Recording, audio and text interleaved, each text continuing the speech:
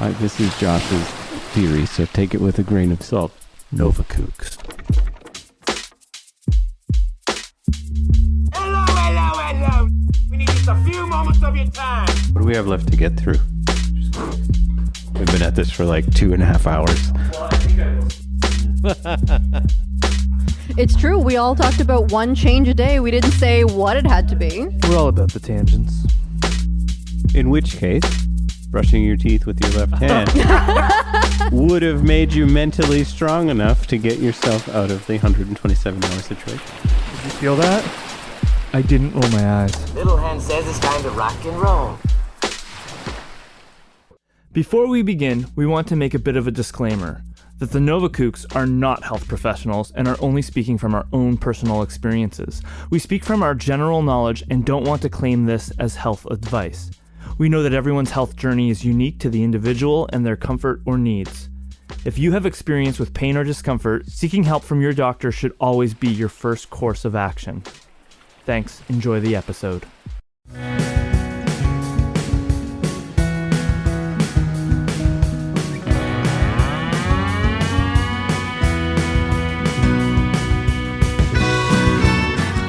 Welcome back to Nova Kooks. This is part 2 of our Keys to Health episode with special guest, osteopath and massage therapist, Darya Zuychenko. In the previous podcast release, we discussed what osteopathy is and began a conversation about what to do to maintain good body and mind health and flexibility into your later years. This half will end as our normal episodes do, with a surf tip from Darya this week and an always fun question from Charles. Our previous conversation stopped regarding the importance of water. Listen now as we continue the conversation.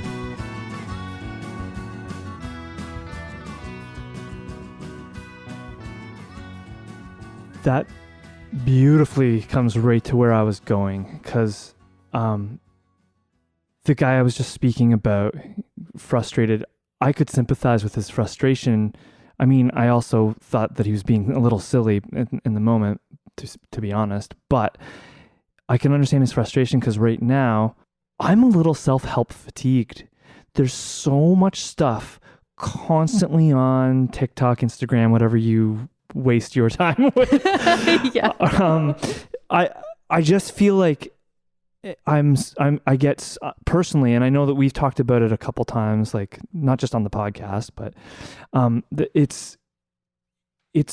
there's so much information and it's constantly like conflicting to other information, and it makes me just not do it.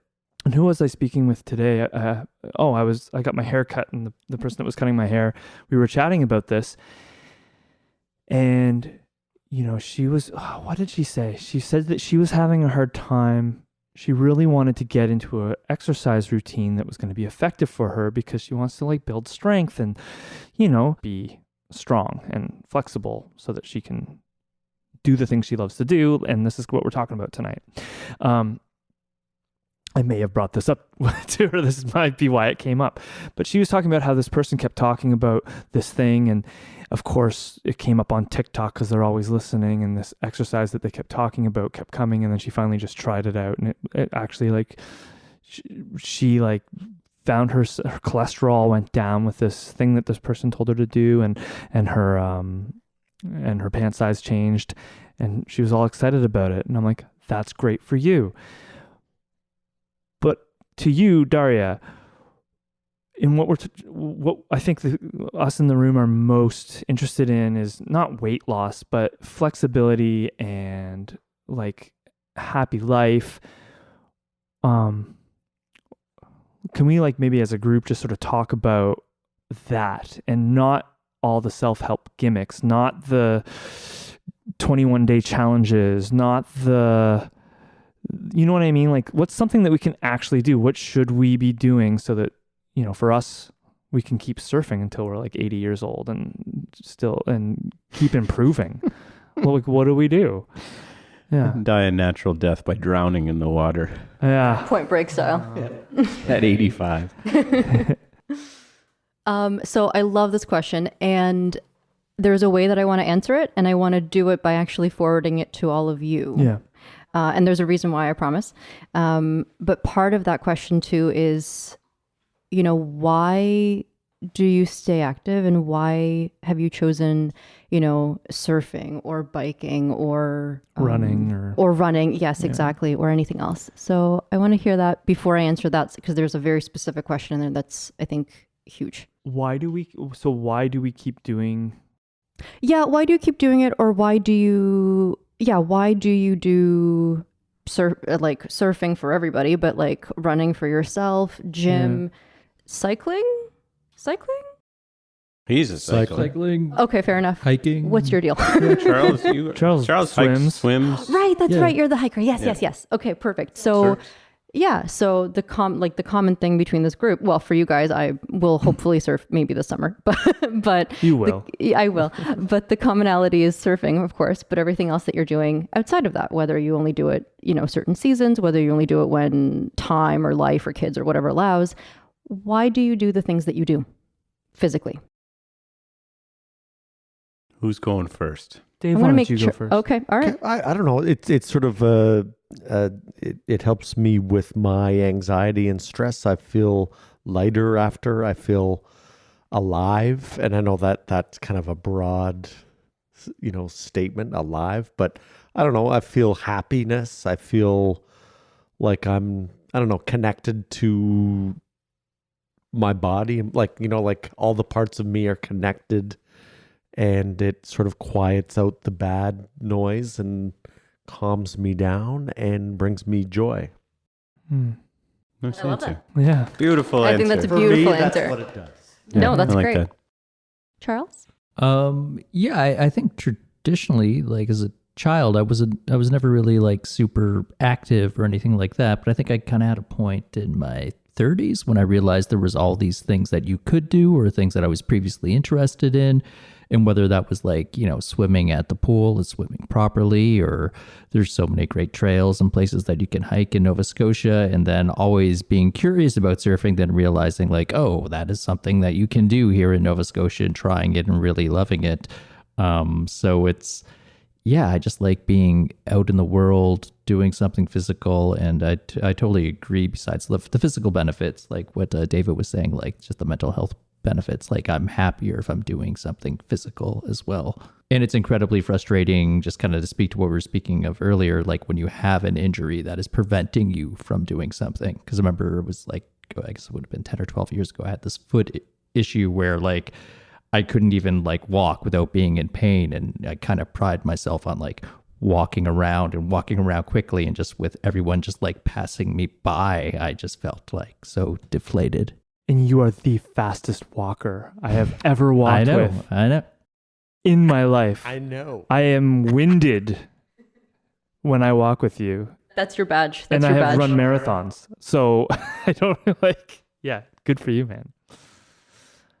I guess for me, exactly like Dave said it perfectly, but also I'm a big competitor with myself, and I love making, I obsess over making goals and beating them, like whether it be a time with my running or some type of strategy or maneuver on the surfboard. It's all about just, I'm in pursuit of being better. And I find in the activities that I like to do, it's really easy to monitor that and see those successes, like especially if you have like a run app or something. So yeah. Josh? I think I do what I do because of Over the Top with Sylvester Stallone. Yeah. No. What? I just have always liked weightlifting, probably because of action movies from the 80s or something. Nice. Yeah. I don't know how to say this. I guess I maybe like to suffer. I like the slow building type of stuff. So like really high intensity, like I've ran in the past. I've ran a lot with Jared. I find running stressful, but I like the idea of like working on something, whether it's like spending time on the bike and just grinding it out, or going to the gym and like building, like slowly building, like your heels are heavy on the floor, you're grounded, you're becoming stronger. Like it's so many things. So I just kind of like that slow build. What it does for me mentally, it gets you back to a neutral place. You're strengthening your body. You're learning about your body. You're getting more connected to your body. And like the main thing tonight, I think, is listening to your body. So yeah, why not make it stronger? Yeah, that sounds very empowering, actually. Yeah. I think that's it. Yeah. So Stallone. Stallone. I don't know. Good. Yeah. Good answer. So the reason why I asked you guys all to go first, because your question was coming from, from this particular woman of like, she didn't want to do this workout and then she did. And she was like, okay, cool. I'm feeling better. But how do I stick with it? Like, why am I kind of doing it? All that kind of stuff. My favorite thing about the answers for everybody in this group, and including myself, which I didn't go, but I also share the same answers, is that no one just said it's good for my health, because that doesn't mean anything to anybody, right? Like if it did, no one would have a cell phone. No one would enjoy a pizza on a Friday night. And let me tell you, I've destroyed some pizzas on a Friday night, right? Is that like we all know the information and we're all, of course, bombarded by the information. But if we don't click with it, it's not going to do anything for how we change our habits in our day to day. It's just not going to. Every reason that you have for doing what you do for moving, that is the reason that works for you. So I, for example, and like, especially with the work I do with the schooling that I've done, I understand, I know on all of the levels, and I, preach this to everybody all the time, that like movement is super great. Flexibility is super great. Strength, all those things for longevity, for digestion, like for all parts of your body. And I still don't super love moving. Like I will occasionally go to the gym with a friend, and each time I go, I'm like, oh, okay. I know I have to. It's written on my calendar that like I have to go 3 times. I guess this is 2 out of 3 for this week. Like it doesn't make me happy to do it, but I understand, and like that's kind of why. But that's not my primary thing that I enjoy. But is that what you have to do? Go to the gym? No, like, no, you know no, what no. I mean? It's yeah, absolutely. So what I have found though, and this kind of goes back to like listening to your body, but I think ultimately really knowing who you are as a person and what motivates you, and not motivates you as in like keeps it going every day, but what pushes you to do it the first time. So I am not a routine person. I don't like routine. My job, while wonderful and flexible, is not built as a routine. I don't start at work 9 to 5. I work absolutely all over the place. So for me, building a routine around, I go for a run in the morning, or I am a weekend warrior and I hike or whatever, doesn't always work. So for me, that kind of falls out.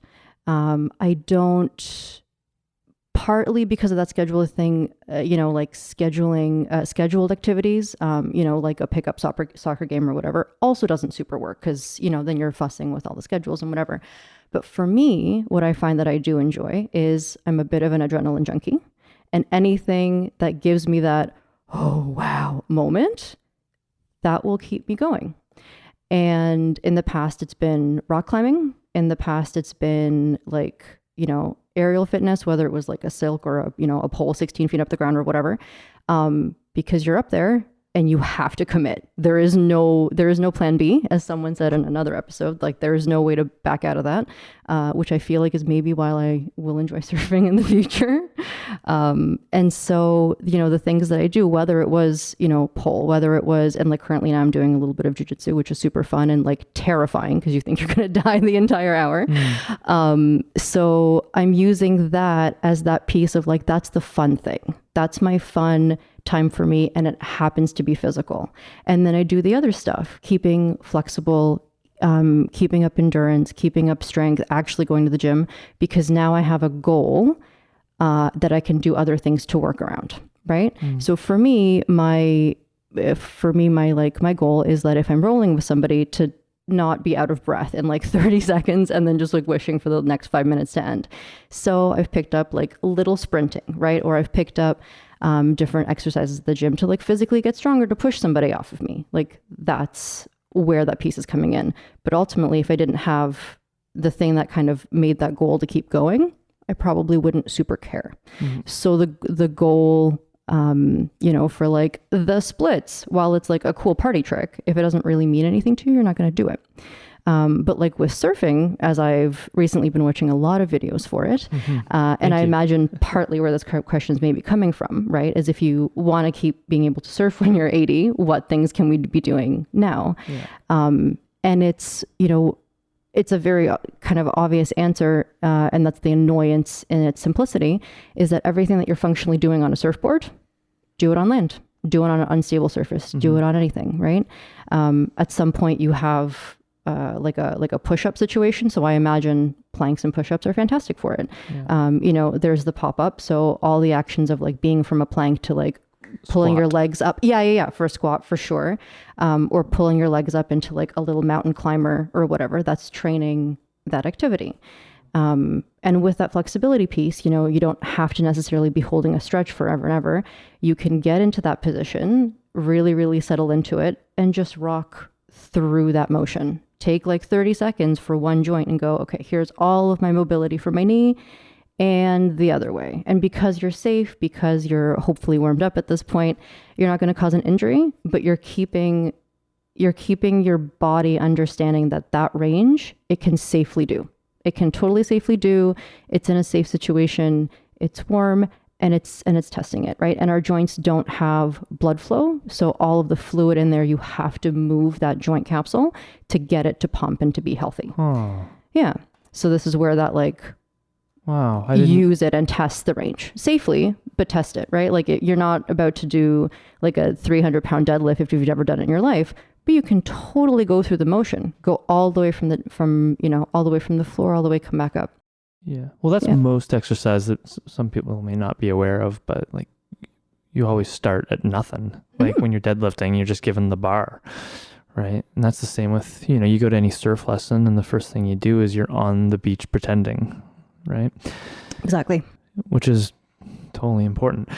So we're going to talk about surfing more in a second. But for just a general person, for normal range of motion, being able to pick up the grandkids or the children, being able to bring the groceries to the car, just the everyday stuff that you need to be flexible and stuff for. And not just you, Darya, but other, like the rest of you in the room. What is sort of like the, you know, if there's like a no excuse, this is what you should be doing every day. You know, we talked about drinking more water. What are other like, what's the simple stuff that you should not give yourself an excuse not to do? If there is. That's a good question. Realistically, the answer is just move. Yeah. Find yourself in every position that you can in a day. So find yourself at some point in the day on all fours, right? And whether that's like someone spilled some water and you have to clean up on it, instead of like doing a crouch or a bend down, or like I'm 100% lazy and I will totally do it with my foot in a rag.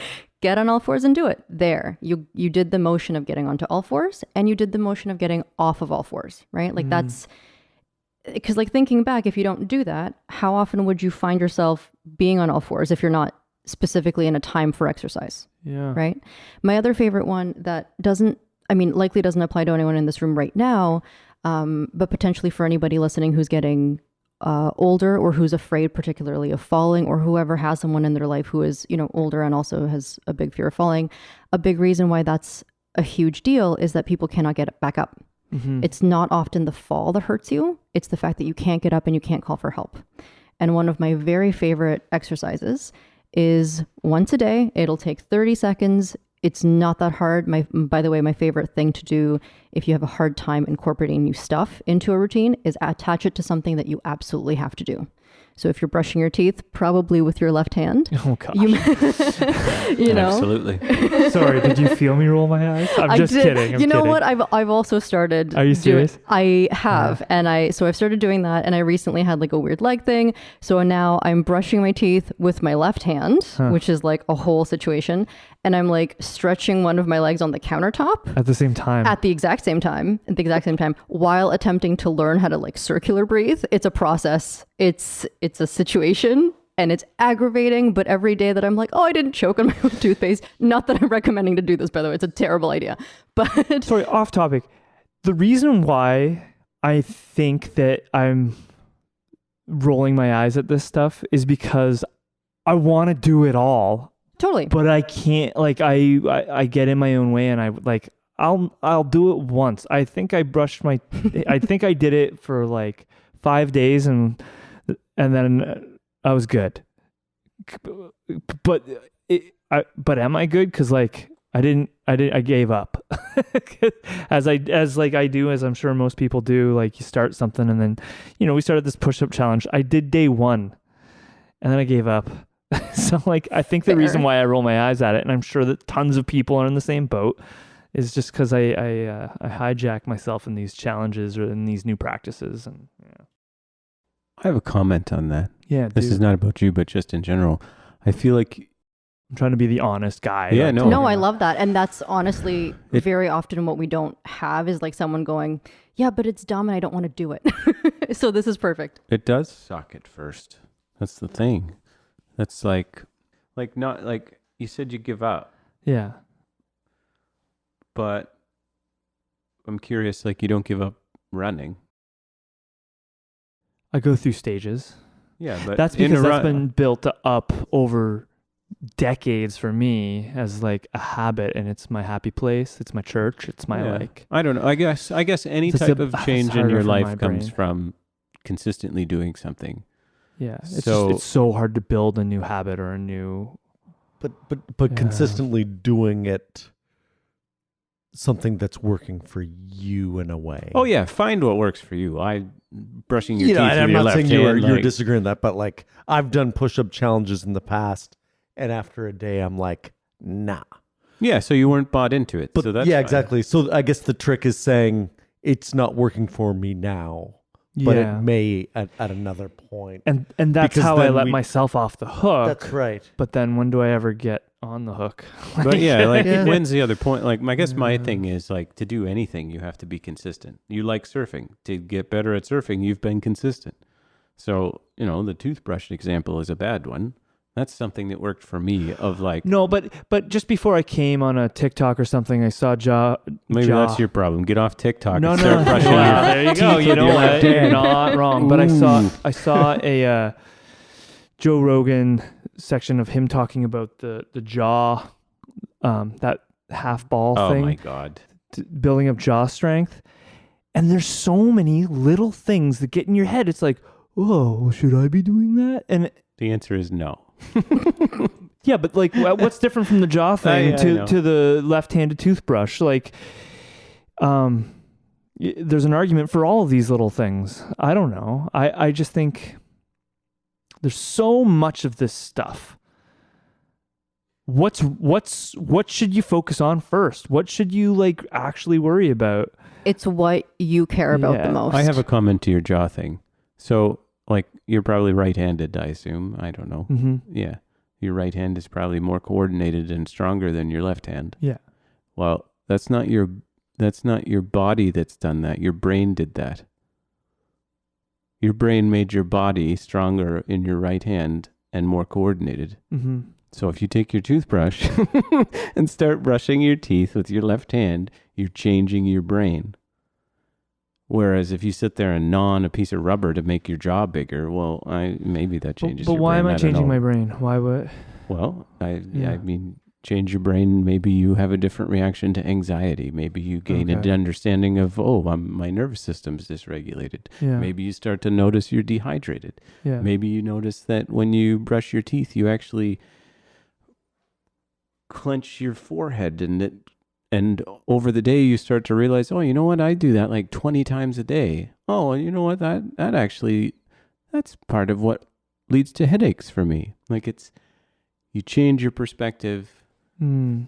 it cascades. I guess that's my point. So yes, it does sound ridiculous, for example, to brush your teeth with your left hand, but like it's more than Initially, that. it does. It's or the push-ups. And Like I'm- you didn't buy into the push-ups. That's fine. And no, But consistently showing up, somebody said something about how do you figure out who you are? You said something like that. Consistently showing up is how you figure out who you are. And it sounds like a joke.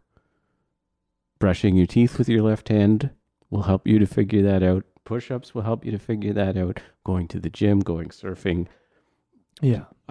Drinking 4 liters of water, commitment Yeah. will help you figure out who you are. These are good This is points. Josh's theory, so take it with a grain of salt, but like Yeah. that's what's worked for me. So something that I amazingly noticed in this exchange, and I'm making a generalization because I know one of you decently well, and I know you somewhat, but not, not a ton. I think collectively we spent maybe 4 hours together. Okay. Maybe, if that. On hour 3 now. No. Fair enough. Oh no, there was another event several months ago. Okay. But anyway, No, I'm just joking. my guess is that for one of you, it may be more important to look at neurology, look at the brain, neuroplasticity, how your brain health is doing, how your mental health is doing, how adaptable you are to stressful situations, how your body reacts to those things. And that's why that's important to you. And you tackled the piece in your life, a small, tiny habit of brushing your teeth with your left hand, which by the way is very hard. So it's not a small thing to do, but it is Hilarious, though. No, it is I hilarious. also tried and to it's eat with my left hand for a while. I didn't. I was curious. was if there that just food was everywhere all the transferable. time? I did do it for like 2 weeks, and then it just to the fatigue comment, I was Yeah. like, "Well, I'm already doing my toothbrush. That's enough for now. I can't do this. Is super frustrating." So Don't get me wrong. I have done these types of things before, and Yeah. they've done well. I'm kind of playing guinea pig because I hear how we talk sometimes, and I think like I'm over in data. Like I'm getting so much information on like my social media stuff of like self-help stuff. So I'm just trying to play the devil's advocate in this because it gets to be too much. I went down a rabbit hole with nervous system stuff, and at first social media was feeding it to me on a spoon. And I was like, whoa, I didn't know this, and this is crazy, and blah, blah, blah. And then I reached a saturation point where I was like, do not show me another thing about my nervous system. Because now I just need to take the chunks of knowledge I've got and consistently pay attention to them. So, like, I totally agree. There's a saturation point where I don't need you to tell me to work out. I don't need you to tell me to drink this much water. I don't need to be told how much protein to eat. yeah. This is kind of similar, but just the past couple of weeks, I was sick at home for a while. I just had a cold, but so I started listening to this Def Leppard podcast because I really liked them when I was younger. And then social media is now feeding me all this Def Leppard stuff. Yeah. And I feel like I should listen to all the Def Leppard, but I only prefer early Def Leppard. But then sometimes I feel bad that I'm not listening to all of it. But I'm committed to the Def Leppard that works for me. Yeah, well, that is the latest binge. perfect point. I want to listen to the Def Leppard podcast. Now that we're saying Def Leppard, your phone will start feeding you the. It's true. I hope it does. It's called Def Lep Pod. Def Lep I Pod. hope but it it does feeds me. it does kind of like tie into this thing where whether it be music or health, especially like with our devices, that we can totally get overwhelmed with like information, but kind of Yeah. finding the things that work for you because you can't listen to all the Def Leppard. Well, that's true. And that was kind of the piece where I was getting at where, that the nervous system, retraining your brain, whatever, that's super important to one of you for whatever reasons, but it is, right? It's something that you focused on. You went, you followed the bunny for a little while, all that stuff. And that's why you care. That's why you were able to be consistent with it. That's why even if you hated doing it, you're like, I'm going to give myself a goal to do it for 2 days or a week or whatever. And if it doesn't spark any of that in your brain, you're just not going to do it, right? It's the same way with this person with the 21 day or whatever, that she was like, I just don't want to, like, oh, fine. Okay, I'll do it. Yeah. If brushing your teeth with your left hand doesn't do anything for your brain, then just like don't. It's going to be more of a frustration. You're going to feel worse about yourself that you're not doing it or that you're doing it with resentment than actually getting a good benefit out of it. But if for you, right? But if for you something that matters is like, and like, I don't want to generalize, but like, let's say you're you, but like, and hopefully this doesn't happen, but you're you in like 35 years and you can't pick up your grandkid because your back hurts.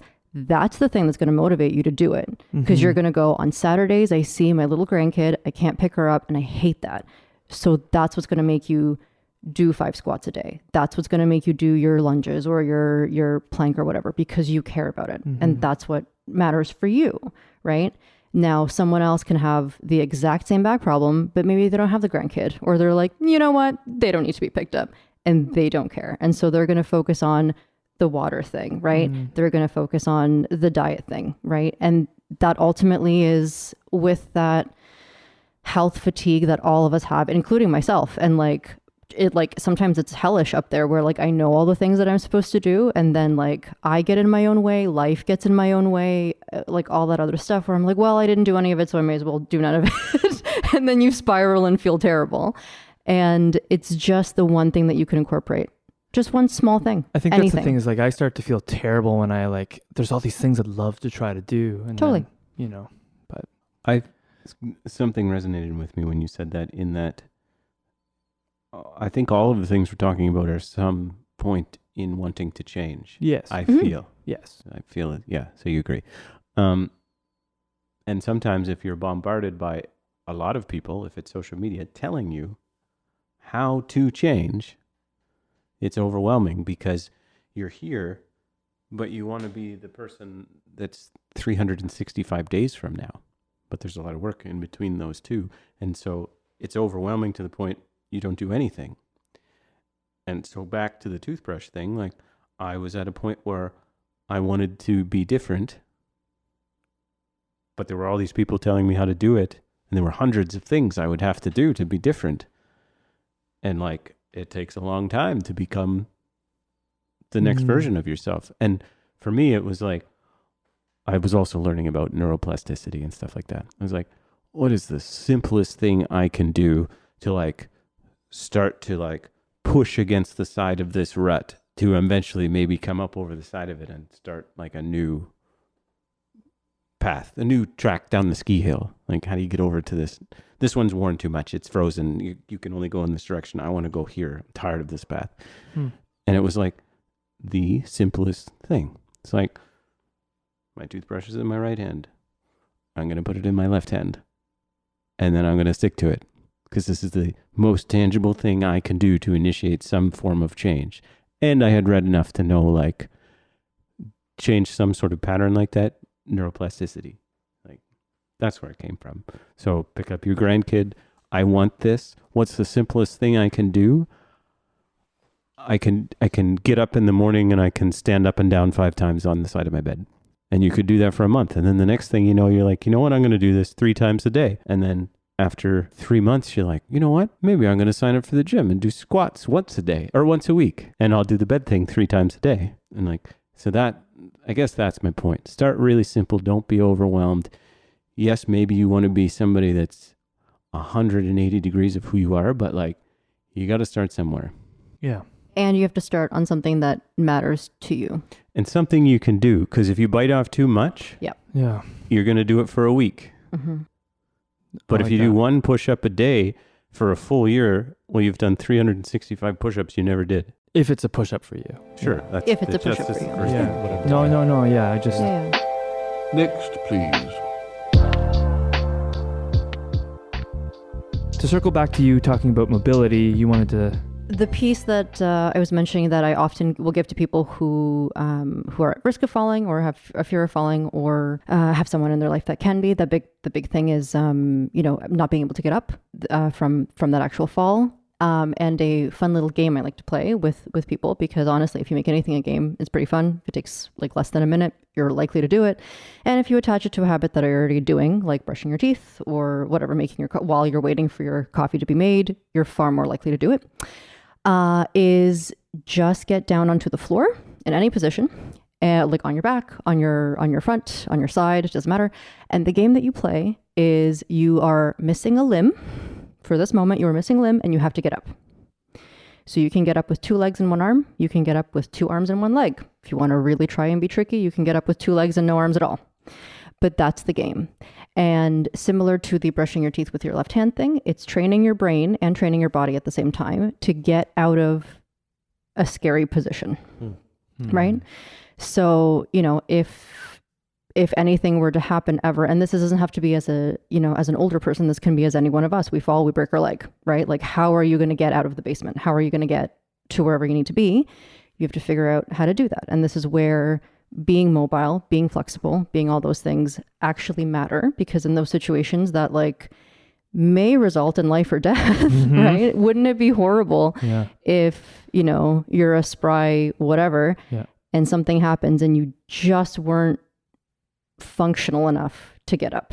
So that's the game. So, you know, if you're hesitant about getting fully physically active, like if you're not an active person right now, that's a simple thing. Put yourself safely into a position and try to get yourself out of it, right? And you can use stuff around you. You can use the end of a couch, you know, for simplicity, but you can go at your own speed. You can go at your own, you know, functionality that way. And then going from that, you know, you can be, you know, say you're just like on entirely your front and you're only going to use your left arm and your two legs.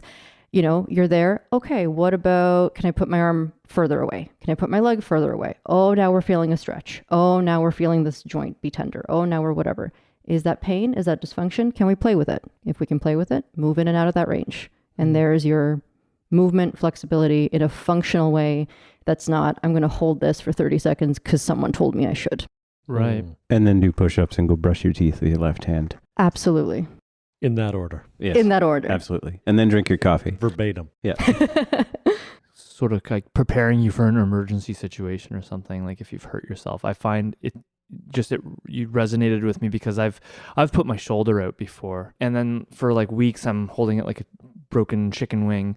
But that's the thing, it hurt so much. Anytime I would move, it would I'd move my left arm and my right arm would hurt. So it's interesting you say that, because I can like viscerally feel like if one leg hurts, the whole body hurts.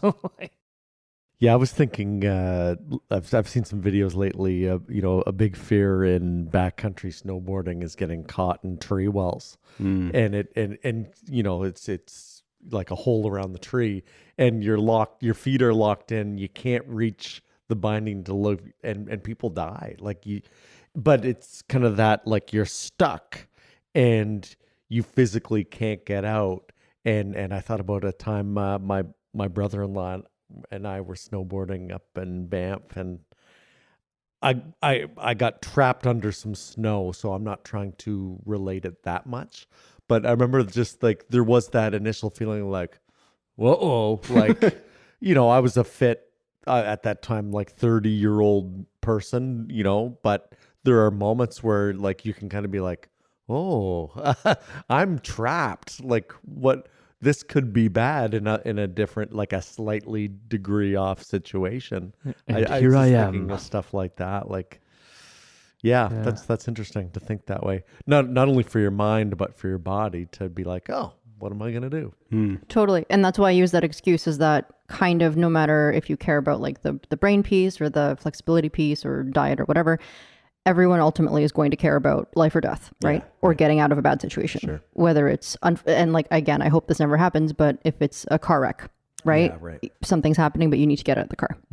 Or probably surfing. Like I've known some people to get really hurt by like a reef, right? Where they like can't use a thing, but they need to get up and out of water, right? And wouldn't it be awful if like a hamstring limitation was the thing that got you from being okay and going out again the next day to not? This makes me think about good practice in stretching. That I remember a similar situation that I was in with Dave. Is my I used to tree plant, and I was like 20 years old, and I was still very pliable and flexible, and definitely felt unbreakable. But I got stuck really, really badly. I was tree planting, and I all of a sudden realized that I was no longer on ground, and I was amongst branches, and I kind of like sunk into this pile of sticks and branches, and I was stuck, and my head was above ground. Like, so if somebody was driving by on the logging road, they would just see my little hard hat head sticking out, and my foot was deep down stuck in a branch, and I was panicking, and I was like, this is how I go. I will be here until somebody finds me, and who knows how long that's going to be. It was really scary. But I remember the second that I chilled out and relaxed and started breathing, I could get out of there. I saved myself just by chilling out and just relaxing my body. I was able to be more flexible and move. And, people say that. You hear people talk about breathing and gentle stretching, and it's so true. Like I constantly have to remind myself that, and other people have constantly reminded me to just breathe and go slow with simple stretching, and how huge that is when you're pretending to that a limb is broken while you're getting off the floor. Right. Yeah. Breathe yeah. in the kitchen. Well, yeah, you're burning either your set. toast. Yeah, you either have that option or like the 127 day or 127 hour, Oh my gosh. your leg, right? Which isn't Yeah. ideal. And if you can Yeah. squirm your weight out, it's Oh, helpful. why'd you say that? Sorry. I can't think about that. Oh my God. In which case, brushing your teeth with your left hand would have made you mentally strong enough to get yourself out of the 127-hour situation. Did you feel that? That's Yeah. perfect. I didn't roll my eyes. I felt something. Maybe that's your thing, Jared. That's the change. Maybe Okay, instead of oh. brushing your teeth with your left hand, Roll you your don't eye with your rudely right. roll your eyes. It's true. We all talked about one change a day. We didn't say what it had That's to your be. change, man. I wasn't That's your trying to be change. rude. I was just. I'm sorry, man. I'm just easy. I'm proud of you and all your accomplishments. You know what? Actually, that's fun. We can either do it like into mix if we want or just silently, but like we should all pick one thing to change. One small thing. Just small. I got quite a few things on the go. So Yeah, maybe- you're especially. How about we let Josh tell each of us what one thing we should change? Oh, you know what? 'Cause Actually, of that's what's worked fun. for him. I don't know. That's fun. No, that's fun. I'm down with that. We'll save it for the end. That can't be your question. That can't. No. Right. Okay. There's got to be a better one than that. Next, please. Well, let's quickly talk about like stretching versus flexibility and warm-ups versus stretching. You talked about the joints, and the only way to lubricate them is to get them moving. And there's a good point there in terms of a lot of people think I'm going to do all this static stretching before I do my activity, where really you should just get yourself moving and maybe do the activity with 10% of the intensity and just get those joints and those muscles firing like you want them to for the activity you're about to go into. Did you want to add anything to that, Darya? That touches on everything perfectly. The only thing I think I would add is that if you are going to do static stretching, do it at the end of whatever you're doing. So after you're warm. Yeah. Don't do a static stretch when you're cold. Ultimately, it isn't really doing anything for you, right? If you're putting your body into one position, you're keeping it there anyway. You're not moving through a joint, so that's not getting any love. And whatever muscle that you haven't been using, now suddenly you've decided to put it to like 100% of its stretch. Why? It's not going to love it. That's interesting. My physiotherapist told me to stop stretching first thing in the morning. He's like, don't do that. Yeah, Yeah, totally. get yourself moving. Yeah. 100%. I would offer, again, you correct me, but I would say don't static stretch first. And if you do static stretch first, what you're doing, you're going to lengthen those muscles and you're going to take any stability away from joints or whatever that you have. So let's say you stretch your chest and your bicep and you open up your shoulder. Well, you're taking stability out of your shoulder for the activity that you're about to do that maybe you needed stability for. I think static stretching first leads to injury. Yeah, that point I'll totally agree with. The thing with stretching is that your muscle itself doesn't actually stretch. Like it doesn't physically lengthen. Like if you were to take a muscle, if you were to somehow take like a bicep and then stretch a bicep on a human and then measure them, they're going to be the same. The only thing that a stretch does is it gives your muscle, your neurology, your brain, the capacity to be able to extend and to come back. That's all realistically a stretching does, is it doesn't actually give you a longer hamstring. If it did, we'd be floppy noodles all of the time, right? Because it wouldn't contract back into the same size. So really all it does is it just gives you that ability to open a little bit more. Yeah, I agree. Stretching, particularly stretching across a joint, like a big joint, like a shoulder, like a hip, before a big load bearing exercise, like a weight lift, like a whatever, not ideal. I wouldn't necessarily say it destabilizes it, because really when you are stretching, you're sending, a neuro impulse into the area. So you are actually connecting it to your brain a little bit more, so that the brain goes, oh yeah, we should be firing, we should be doing all these things. So that's not necessarily a bad thing. But you are putting it into an elongated state and then asking it to do something completely and totally polar opposite when you want to suddenly lift something. So and I'm sure we've all seen, videos of like the 40s, 50s, and 60s of everyone doing like the little aerobic warm-up exercises where someone's just like swinging their leg, or someone's like doing like the little arm floppy things. For real, that's legit. That is the best thing. You're moving the muscle, you're crossing the joint, you're not load bearing more than natural gravity is. Yeah. So dynamic, if you want to call it stretching, fine, but I would call it dynamic moving through the joint. So one of my favorite things, for example, at the gym, as like my warm up, if I really am just trying to avoid exercising, will be like, okay, I'll be in a plank. Okay, this is fine. And I'll go from a plank to like either like a downward dog position, or I'm sort of just like lifting my back and, my glutes and my hamstring, like up and down and just moving through it. I'm not necessarily stretching. I'm not going to an end range. I'm not holding it forever. I'm just going, okay, here's my test of this amount. Here's my test of this amount. Bringing my legs up, bringing my legs down. That's it. You're just gently testing it. You're just waking up that's a perfect way to say it. You're just waking up your body to be like, hey, we're going to move now. Here's the positions we may be moving in. Be prepped for them. I like it. Well, when I was having back issues, I found that was some of the best is just movement. Just, I'd be on all fours and just rock forward and backwards, just so gently. Like there was no stretching. It was just moving.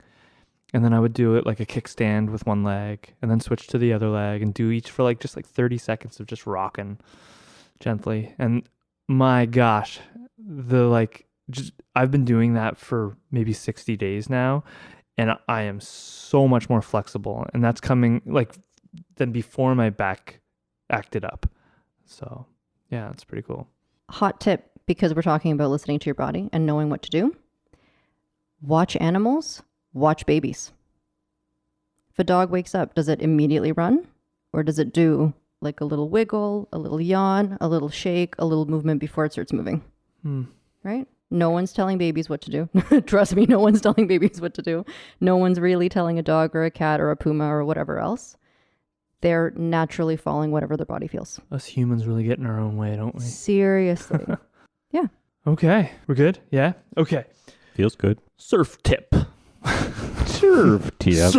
Surf tip. Nova. Kooks. Surf tips. Yeah. It's funny because that little clip that we have in the thing, it sounds like Dave saying surf tip, but it's not Dave. It's like something I got from the internet. It's like a YouTube video. I'm on the internet. So for the surf tip section today, we had recommended a bunch of YouTubers and social media surfers that talk a lot about preparing for surf and flexibility. We recommended Darya to watch them. Some of these videos were from Kale Brock. Some of them were from Hydromind, this guy Keel Russ. We also talked a bit, was it Barefoot Surf? I think that's one that you watched. And what was the other one that you mentioned? Oh, Koa Smith or no? Koa Rothman and Koa Nathan Fletcher. Yeah. So we wanted you to just sort of see those videos because there's so many different things they're doing. You see Kale Brock do a lot of land work on skateboards, and you see the Hydromind fella doing a lot of home gym. He's got an actual old surfboard that he's practicing pop-ups and talking about how to improve his paddle. Out of watching those, and with your experience in the manual practitioner world, yes, in your world, what would you recommend? Good practice before a surf session, or like sort of daily practice for surfing specifically, so that we don't hurt ourselves and have to see you to fix us? And don't set us up so that you just have more business. Yeah. A lot Darn. of jerking motions. Fast and quick. What did you just say? Wednesdays. Am I right? Am I right? Jeez. Must be midweek. Sorry. No. Cool. I think that's an awesome question. And this kind of applies for whatever sport you're doing, but we're going to keep it, surf specific. Yeah. I would say definitely doing a warm up of some form. And a warm up doesn't have to be huge. It doesn't have to be daunting. It doesn't have to be 5-10 minutes. Honestly, 60 seconds is great. You can do it in the car. You can do it on the board. If you don't want to get sandy, you can get it, you can do it in the water if you want. But I would recommend going through the motions and the positions that you're going to be and letting your body feel your weight change and the quick snap that I've seen. So I've definitely seen, what is it when you're cutting back? Is that what it is when you're like swinging your body weight over? Yeah. Okay, perfect. So I imagine that if you're cold and you're going to do that, potentially stuff is going to seize up. And I imagine that if you are warm and, if you're warmed up, either doing, any kind of physical moving 60-second warm up, it's maybe less likely to do that. Your body's kind of prepped for motion and mobility. So whether that's, a cat-cow, whether that's like a 60-second yoga practice, if you want to do that, if you just want to go through static, like regular calisthenic motions, like 2 push-ups, 2 squats, 2 quick lunges, 2 whatever, you've moved, you've warmed up, you've told your body we're ready to rock. That would be a big one. And an interesting one that I've noticed is, again, it seems to be a lot of very quick motions in surfing, which is not until I started actually paying attention. I didn't notice to it. I always thought it was it looked visually similar to like skateboarding. Yeah. A little bit where you're more of like a weight transfer from back to front. It's more of like a foot rock situation. And I've noticed that it's less so in surfing. And please correct me if I'm wrong, because I haven't done it. It depends on what type of surfing and at what expertise level you're at, I think. Yeah, if you're doing shortboard, you're a lot of cutbacks. That's a lot of quick movements, a lot of body shifting. But longboarding is a little bit more slow. The big trick on the longboard is like staying crouched in center, and moving forward along the stringer. Like staying balanced. Yeah, totally. It's more of a balance thing with longboarding, I'd say. Would you agree, Dave? Yeah, I would say. Yeah. I think a lot of people think it's skateboarding, and it helps. It helps. But it is different. The turns are different. Yeah. If you try to turn like a skateboard on a surfboard, you fall over and your board keeps going in the direction it's going, typically, in my opinion. Because I do a lot of skateboarding, and I know what that is. Yeah. If I try to turn like that on a surfboard, the surfboard does not turn. But yeah, so yeah. You got to think more connected to the surfboard than the skateboard. The skateboard's on wheels going straight, unless you manipulate the trucks, and the surfboard, if you think of it more of an attachment of your body, it'll move better for you, I think. I think the like people think it's a leg thing, and in my opinion it's more of an upper body swing thing. Yeah. And I think that's you really got to look at it carefully to see that. I think people think board, they think feet, legs, and there is obviously, but in my opinion, it's more... It takes a lot of hours on it to really feel that too. There's more of your upper body doing lower body things, in my opinion. Cool. So kind of like using your upper body sort of as a lever to control the rest. No question about it. Perfect. Okay. So then that right there feeds into, both the warm up, if your warm up wants to be, literally that, like just doing cross body, cross chain. So it's back to what you were saying earlier, is do what you're about to do. Yeah, totally. Yeah. Move how the other thing move. for longer term, I would imagine for weekly off board practice or anything else, it looks like, of course, your classic core engagement, but it looks like especially a lot of hip hiking, like having unilateral control. So even things like standing with both of your feet on the ground and just hiking one hip one hip up and then letting it come down and then hiking the other one. Because it is going to translate all the way up, right? Like if I'm sitting now and I'm hiking one up, this whole thing is shifting. And then you may get more of like a powerful swing, right? Like just like a boxer is punching, it's going to come from the hip. It's going to come from that whole lever. Interesting. Yeah. And then the more solid that you are in the center, the more connected one movement from here is going to be all the way down. Cool. That is cool. Anything work for you guys that you do habitually all the time and you're like, I do this and it saves, my whatever? I find when I drive out, if I put my coffee in the low cup holder and I move my hand up and down to drink the coffee, that typically is a pretty solid warm up. Yeah, That's great. That's great, Josh. Yeah. And it keeps your Just heart warm warming too, up your with the core. coffee. Warms Yeah. up my core and it gets my right arm My God. into it. I love it. I'll often do like hip swings Yeah. before I start going, just to keep myself loose for the paddle, the workout of the paddle. I do try to keep my paddle out pretty tame. I didn't always do that, but I do now. I use that as my warm up, to be honest with you. I'd I like that. I'd also say like I really try hard and again, as I've said a lot in this episode, that I'm terrible at being consistent, if you can't tell, but I do really try to like spend time in the pop-up like position and getting myself up into a because like even still like when I'm super excited and I've caught the wave, like a stupid reflex that my brain does, I just stand straight up and boom, fall over. So I really like whenever I can, I start trying to do the pop up into a squat. Yeah. And that's a great handy thing that you can do at home. And in terms of just like, I'll break out like the yoga mat and just like practice my pop up. So, yeah. Totally. Yeah. And something that I've noticed too,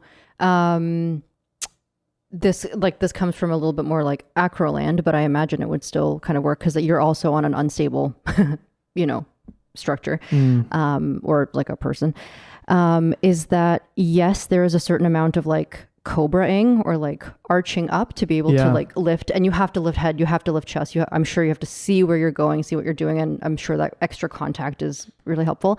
I wonder also if any amount of almost like pressing like lower abs and like pelvis into the board would also help. Oh, totally. Right? Because you're like, instead of like crunching your lower back, you're sort of like extending it by like growing a little bit longer so that you can kind of, you're not compressing all that stuff and you're using like a counter lever, right? The more you push in on one, the more the other one's coming up. Well, it's a crazy position to be in. And I also find like after longer surf sessions, especially if I haven't been going as often, my bottom ribs are like bruised like crazy from like being on them in that cobra.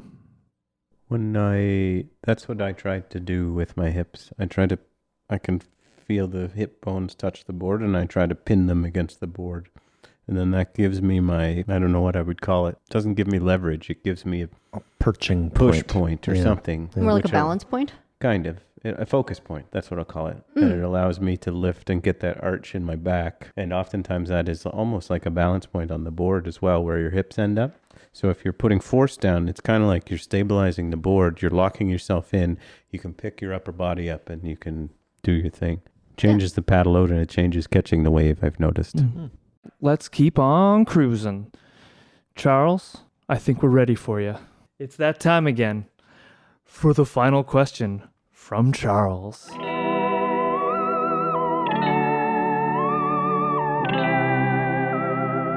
This is Charles.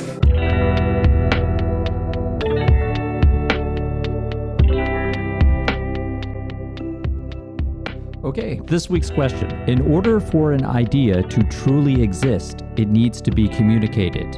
If you're okay with your idea not existing, do you even really have an idea? An idea needs to be conveyed to an audience and have a response to exist. My brain is broken, Charles. Thank you. Oh my God. No. That's my answer. Unless the audience is your mind. So deep. That's true though. I don't think so. I think that I about 1 billion ideas in a day. And they are ideas, and there was no audience. Yeah. I think the idea exists either way. However, a refined idea,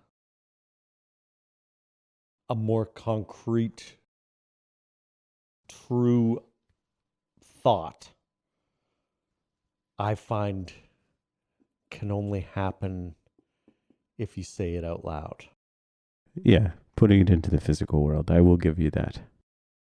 But the idea was there before, so it didn't. I don't know. I think there is a transformation of the idea, but the idea was there before. The idea was there after, but it's. So it doesn't have to have external recognition to exist, because it exists to the one person that has it. I mean, if the inspiration came from the universe to begin with, then the audience is your mind. You're just the Yeah, I guess, I mean, like, am I the audience? Maybe? I don't know, man. I think about, like, the way I'm thinking about your question is, like, I live in this digital world, like, of recording, like, music and stuff a lot. So I'm thinking about, you know, I'll have this idea where I'm going to record a drum in a different way. And I'm not telling anybody I did it that way, but that idea exists because the drum sounds that way on that recording. So I don't know. It exists. I guess there is an audience because it's me who knows, but also an audience listens to the song later. Hopefully. I don't know, man. I don't think so. Nah. I say no. Darya? I say no, because I think that for an idea to exist, it by itself is already its own intention. Whether or not it's completed, whether or not it's validated internally, externally, if it moves forward, but it can still be an idea. So you can have the idea of changing one thing, but whether or not you intend to move through it, that I think is when it needs to be validated in some other way or agreed upon in some other way within yourself, within others. So there's my answer. Right. Cool. Yeah, Charles, can you tell me how you feel about this and how does it relate to Def Leppard? Well, I could answer both questions, but we could save Def Leppard for another time.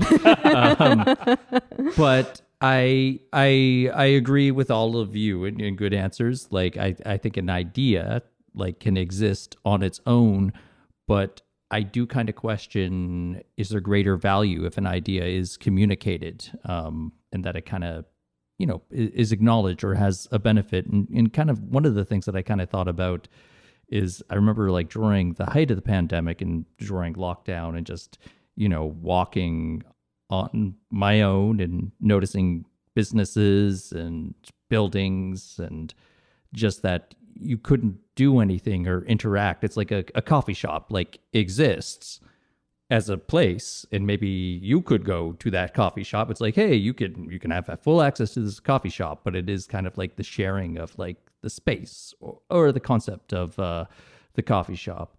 Or, you know, I mean, if we bring it back, you know, in terms of like osteopathy, in kind of like, you know, if someone has like the idea, and I guess the idea came from somewhere else, but if it's just something that's like in someone's notebook and it isn't communicated, it's like, does an idea have greater value if it is communicated and than just exists on its own? So that's kind of like, I think an idea itself can exist, but maybe it needs to be communicated to have greater value. So with that, if the idea is communicated and there's a response, is it still the original idea? What's the relationship between like an audience and an idea like for it, so it that can like shape it? And yeah, I just have one last thing to add in that sometimes the sharing of the idea, I feel, is open to interpretation. And so if you have an idea and you take it and you write it down on paper, so it's your idea and you're going to hone it out, I think that that's one thing. And if you consider the paper that audience, then okay, yes, I would say yes to the answer. But there's a detriment to ideas when you communicate them to other people when they're not fully formed, in that those people may ruin your idea. They may destroy it. They may tell you it's silly. And then you may never do anything with that idea. So I don't think an audience always has a benefit to it unless the audience is open to interpretation. Whoa. Good answers. Shark-a-doodle-doo. Final thoughts? We're good. Awesome. I did want to add just one little piece. Podcast is over. Okay. No, No, my piece was that yesterday I treated an 8-year-old girl who came in and she was wearing her jacket, and we were doing the intake about, whatever she was doing. She was, very physically athletic in other ways. And she was laying down on my table and she was warm. So she took off her coat and she had the Lawrencetown surf shop sweatshirt on. Yeah. Oh, wow. And I asked her, I was like, do you surf? And she's like, I do, because of my daddy. Nice. And I thought that was really sweet. And we got into a conversation about it because I was super anxious for this. And and she was like, I find it helps in like the other activities that she does. So it's sweet that she's been, using it as like a cross train. Yeah. Very Was cool. it my daughter? Was this Jared, and did he do this to make the podcast sound was better? I there? He paid me $20. I'm Wouldn't sorry, man. surprise me. No, it wasn't true. Classic. Classic. Got us again.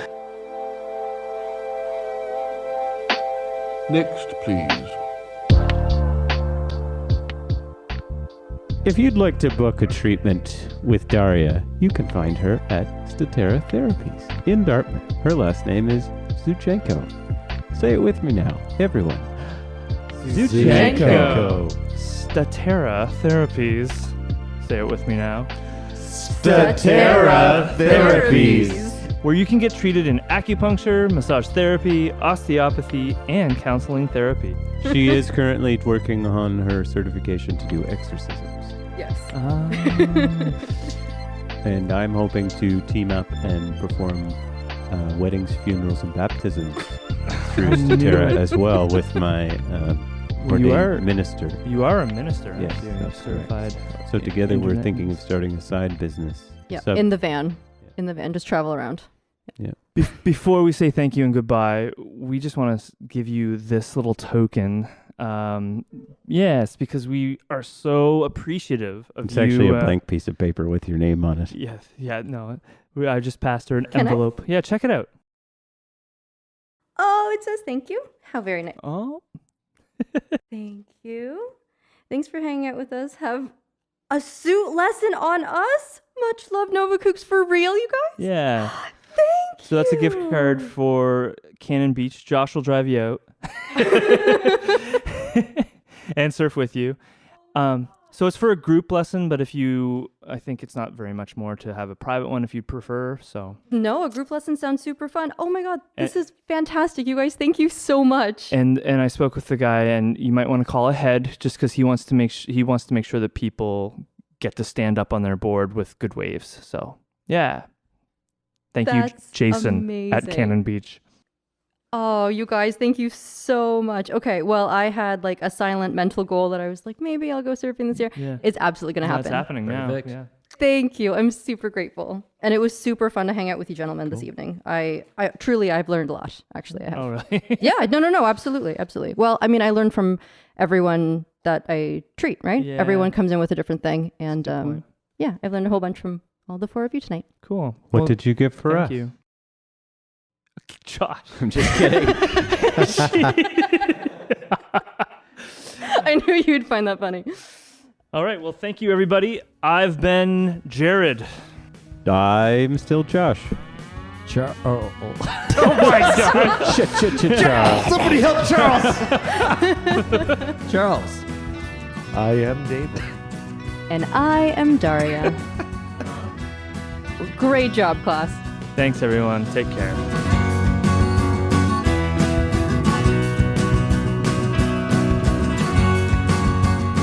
Thanks for joining us for our 2-part episode. We hope you enjoyed this listen.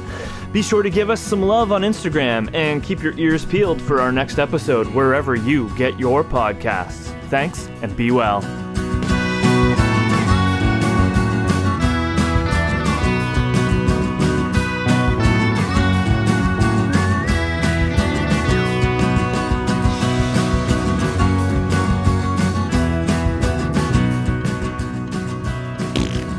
And I'll add all the other stuff later. Fantastic. And now we usually do an hour of voiceovers and things like that. So just All right, that's fine. That was super fun. Thank you. Yeah.